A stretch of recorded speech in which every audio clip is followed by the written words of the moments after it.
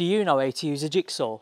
Let's get back to basics. So the first thing that's worth mentioning is where the jigsaw gets its power from. Now you can get jigsaws that are mains powered, so just plug it in the wall and you're good to go. You do have to then take into consideration where your power source is coming from, plus you've now got cables to worry about, which are tripping hazards and the possibility of maybe even cutting through one. So I always recommend, if you can, get a battery powered version. I'm using an 18-volt jigsaw. It's got plenty of power for everything that I do, and I've got that portability option so I don't have to worry about needing a power source. It simply just clicks into the back of the jigsaw, nice and easy, and I'm good to go.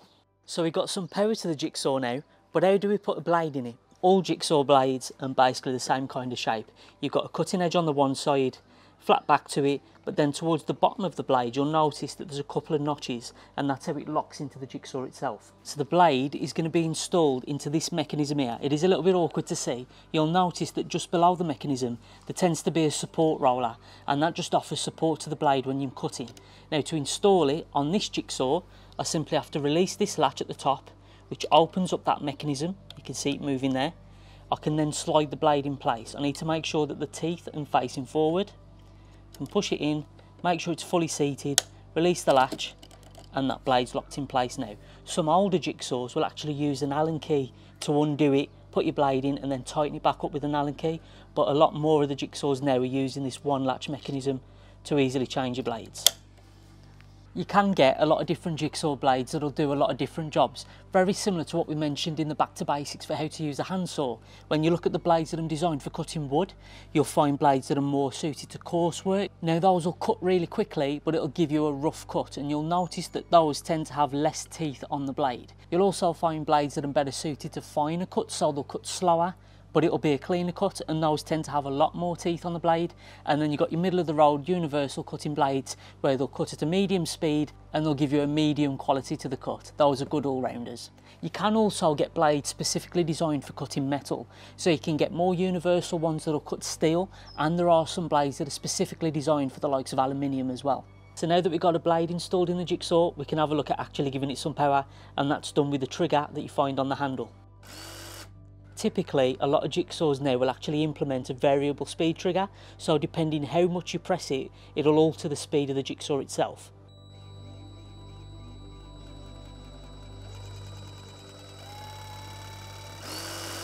You'll also find on a lot of jigsaws that they've got a safety switch, so when the switch is in the on position, you can use the trigger, and when it's in the safety position, click it to the one side.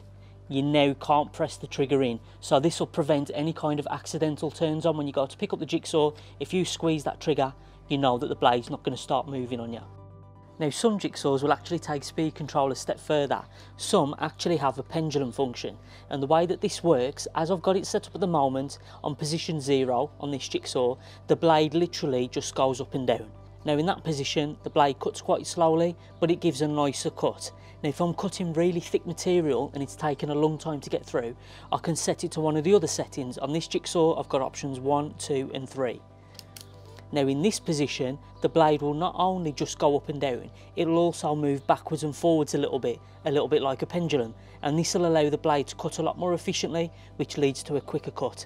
Some jigsaws will actually allow you to tilt the base to them as well. On this one I just need to release the lever on the side, and now I can tilt this in both directions.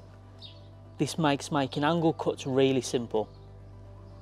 If I want to lock it back in place, I just push the lever backwards, and now that's locked into place. Of course you can cut straight lines with a jigsaw, but one of the biggest benefits is the fact that you can cut curves. To cut this out with a handsaw, it'd be a lot of work and it'd mean a lot of sanding, but with the jigsaw it's no problem at all. And there's our curve. Now even when you take it nice and slow with a jigsaw, it can be quite difficult to keep it on the line. So one of the biggest tips you can take away is to always cut on the waist side of your line. So I'll make some nice marks just to let you know this is the piece that I don't need, this is the piece that's getting cut away. If I cut on this side of the line, even if I make a little mistake in the cut, I can always come back and clean it up later, either with a jigsaw or with some sandpaper. So as you can see with that one, I've got nice and close to my line there, but here I drifted off a little bit, but my line is still there. I haven't ruined the main piece I want to keep, so I can come back and clean that up a bit better. Now I'm much closer to my line, and this last little bit can be easily cleaned up with some sandpaper. One of the most important things to remember when you're cutting with a jigsaw is to make sure that the base plate is always in full contact with the piece you're cutting. You don't want it slightly lifted up in one direction, tilted to the side, anything like that. You just want to make sure it's fully seated, that way you'll get a nice smooth clean cut. And that's true even if you've got the base tilted. Even if you've got it tilted to an extreme angle, still make sure that that base plate is nice and flat on the workpiece when you make your cut. Let's say we want to make a really tight turn. So we've got a really tight curve that we need to cut out, and the jigsaw, it should be able to make it, but it's going to be really awkward and it's going to be quite tight to do. What you can do instead is first come in and make a series of straight cuts with a jigsaw. That way, as you're cutting the curve, each little piece will drop away, giving you more room to be able to turn the blade. Let's give it a try.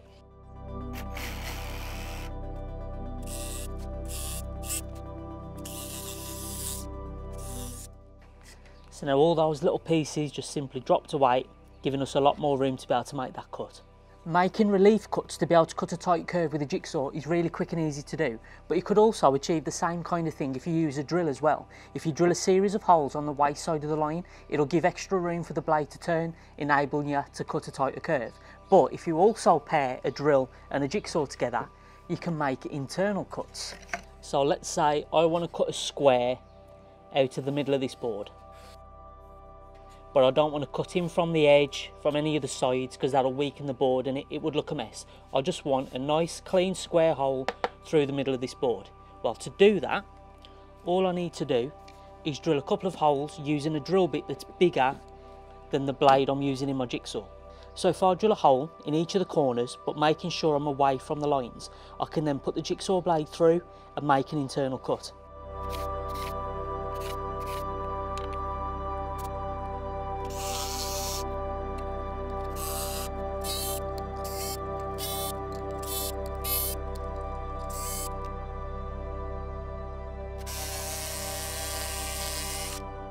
If you find when you're making a cut that you're getting really rough edges, I've got a tip for fixing that. Before putting any guidelines to cut, if you first put down some masking tape, just stick it roughly where you're going to want to be cutting. Mark the line that you want to cut.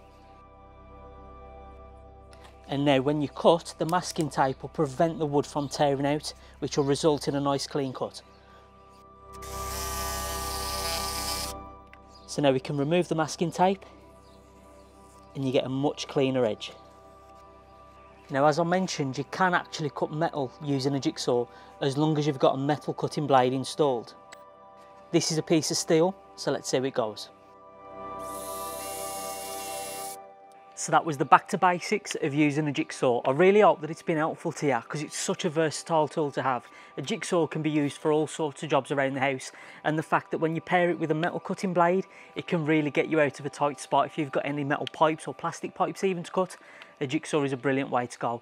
If you've got a boxing, a round pipe work and you need to cut curves, a jigsaw is the tool to use. If you've got any questions about using the jigsaw, or if you'd like us to cover any other kind of tool in the Back to Basics series, let us know in the comments down below and we'll be sure to answer them. If you haven't subscribed to On A Budget already, make sure you click the subscribe button and then click the little bell icon next to it. That way you'll get a notification as soon as we upload a new video. Thank you all for watching.